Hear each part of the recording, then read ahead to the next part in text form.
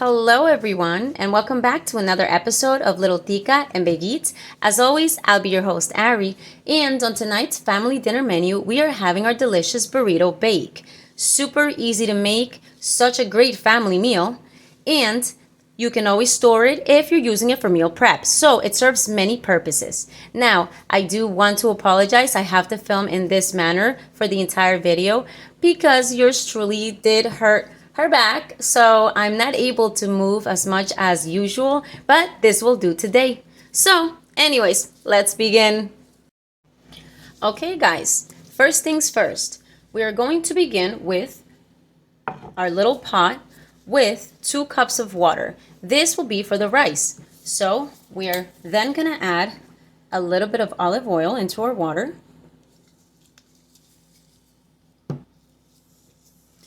A little bit of cilantro. We're going to be splitting the cilantro for the rice and the meat.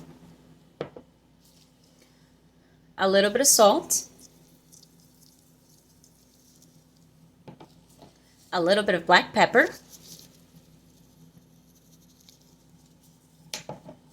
And then we are going to place this over our stovetop over a high flame until the water comes to a boil. All right, now while our water comes to a boil, we are going to go ahead and work with our can of Goya beans, black bean soup. These are already prepared and we love to use these because they're super easy. So we're just gonna go ahead and pour that right into our little pan. Sprinkle a little bit of salt. And a little bit of black pepper. You can add a little bit of your favorite butter to add some more taste, but I find that these are perfect. So now we are going to be placing these over a low flame while our water comes to a boil. All right, our water for the rice has now come to a boil. So we are simply going to go ahead and place our 1 cup of rice right into that water. Let's give that a good stir. Make sure we're mixing the rice with the seasonings and our cilantro.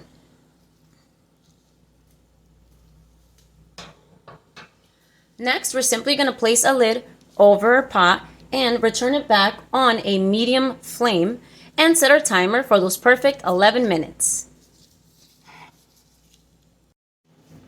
Next, we're going to begin working with our ground beef. So we have a nice big pan and we're simply going to drizzle a little bit of olive oil.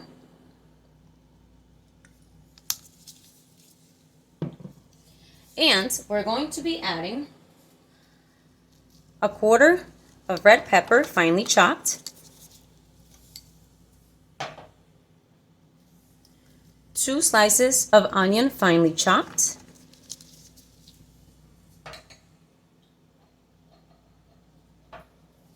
the rest of our cilantro,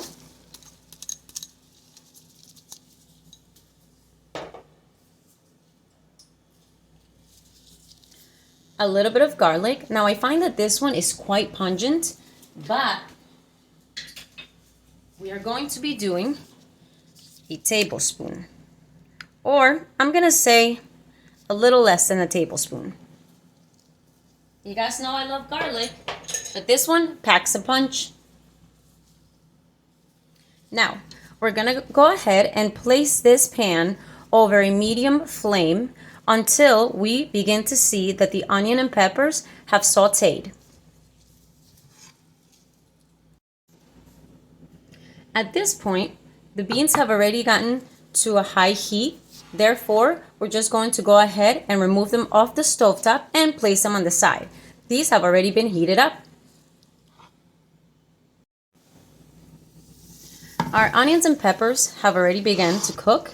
So next, we're simply going to be breaking apart our delicious Clayton's ground beef.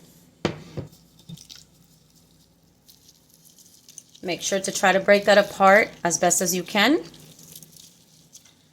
and spread it through the pan. I love this ground beef. You guys know that. It cooks within 7 to 9 minutes and it's absolutely delicious. This is also my go-to recipe for seasoning my ground beef when we're making tacos, burritos, etc. Now we're going to get rid of these gloves. And we're going to go ahead and squeeze in a little bit of lime juice. Just give that a good squeeze. We only need a few drops. Beautiful. Next, we're going to go ahead and use our spicy brown mustard. And I would say that we're about to use 2 tablespoons. Next, our tomato ketchup.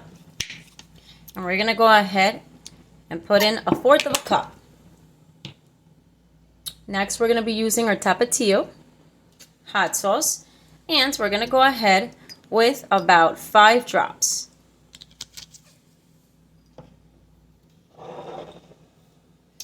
Next, we're going to sprinkle in a little bit of paprika, a little bit of lemon pepper, just a tiny bit though since we used that lime, our forever favorite Soul Seasoning by Mimi's Products,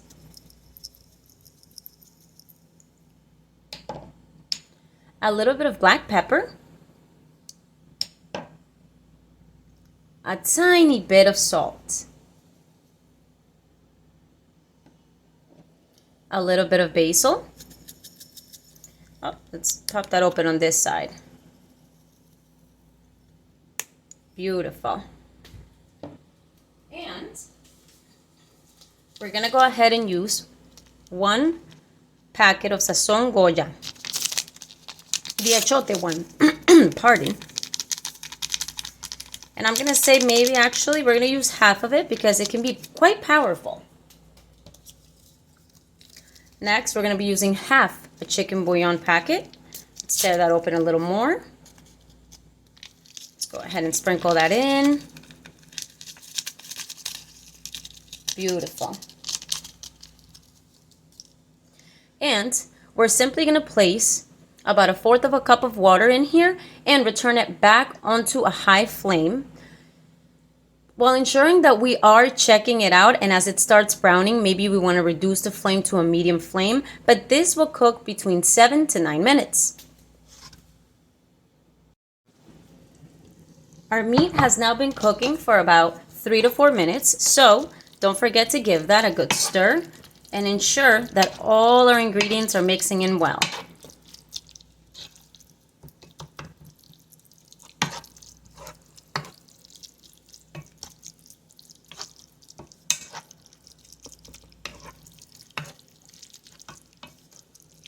Beautiful. We're going to simply return this back on the flame and let it continue to cook for about another 4 or 5 minutes.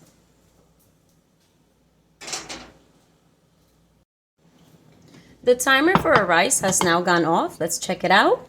And that looks beautiful. Let's go ahead and just try to mix that cilantro that settles right on top right into this rice. Ooh, so steamy you can barely see. Okay guys, our timer for our meat has now gone off. If you have too much liquid at the bottom, do not forget to drain your meat. We don't really want all these juices when we're putting it into the burrito. Otherwise, we are going to let this cool for about 5 minutes. Alright guys, so now we have let our meat cool down and we have all our toppings ready. So we're going to go ahead and grab a Pyrex dish. This one is 8 by 11, and we're simply going to go ahead and coat the bottom with nonstick spray so that our burritos don't get stuck to it. Now, here's a little side note. We definitely have preferences in cheese and we have choices. So one of those choices could easily be tropical queso fresco, our Mexican style shredded cheese, or my forever favorite, Land O'Lakes Sharp American. I will definitely be adding this one to my burrito, whereas 2 other family members prefer this one or this one.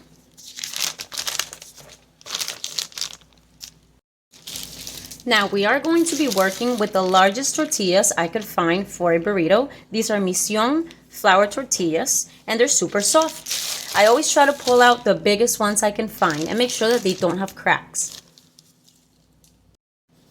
Okay guys, I found myself the biggest tortilla.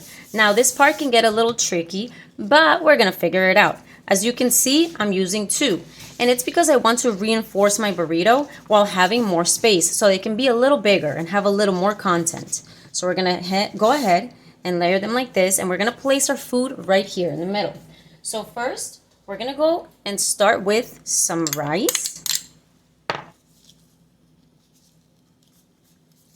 some black beans. I like using some of the juice, it really flavors that rice.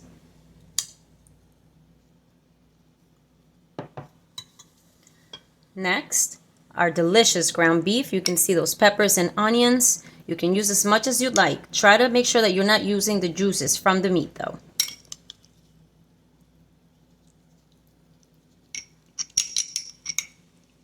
Beautiful. Then we're gonna go ahead with a little bit of our favorite sauce, Tostitos. It's our chunky mild. I find that mild is not too spicy for me, so we definitely prefer it.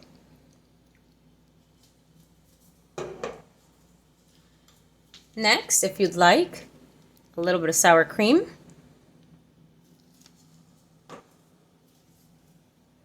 And our cheese. I love putting the cheese on top of the salsa and the sour cream because then it creates almost like a creamy sauce within the burrito. We're also going to go ahead and top it off with some shredded lettuce. And if you'd like, a sprinkle of lime. That's absolutely beautiful. Now, this does look like a lot, doesn't it? So we're going to make sure that we push it to the middle. We're going to bring this one over, flatten it out. But we are going to try to pull this food, all of it, right in here, okay? Make sure it's tight. You have a good grip on it. You're going to then pick that second tortilla up right there, and you're going to roll a little bit. And then we're going to ensure that the food is in there. We're going to fold it over. Don't be afraid to stuff it in if you feel like the food's coming out. Beautiful. Now, we're going to go ahead and curve this in a little bit, the top, while rolling. Let's roll that so we may seal it, okay? And this can get tricky, guys. We're making very big and stuffed burritos. We're going to go ahead and continue to do that and continue to do that. And it might break a little bit, it might not, but it is going to go into our Pyrex dish, so it will hold. But this looks beautiful. Now we're going to be repeating this step for as many burritos as you want. I believe that I'm going to be making about 4 to 5. Quick side note, guys, as you are building your burritos, make sure that your oven is turned on at 375 degrees in order to preheat it, because we will be baking these burritos for a little bit.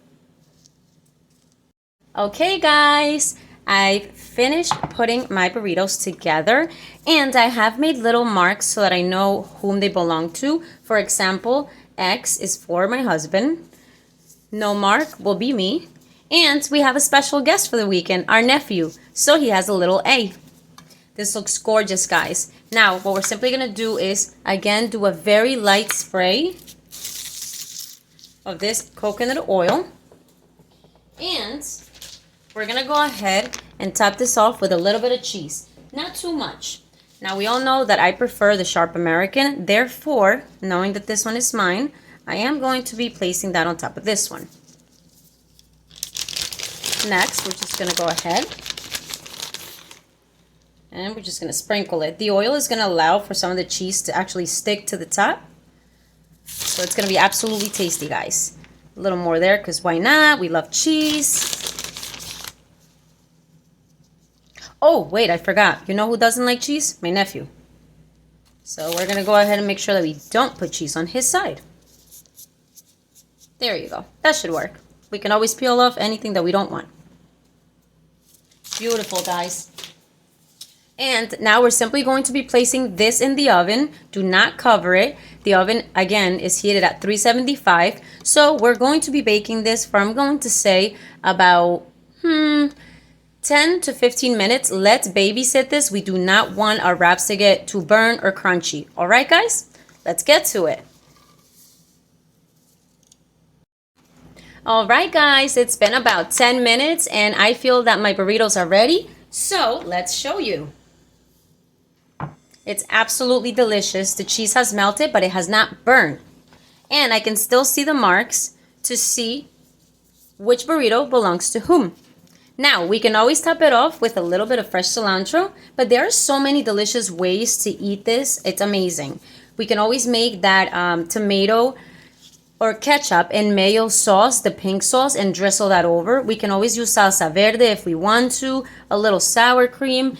These can be eaten every which way you prefer. So guys, once again, thank you so much for joining us on another episode of Little Tica and Big Eats. I always appreciate your company, you guys. And cheers to another delicious family meal. I will see you on the next episode, guys. Mwah! Ciao!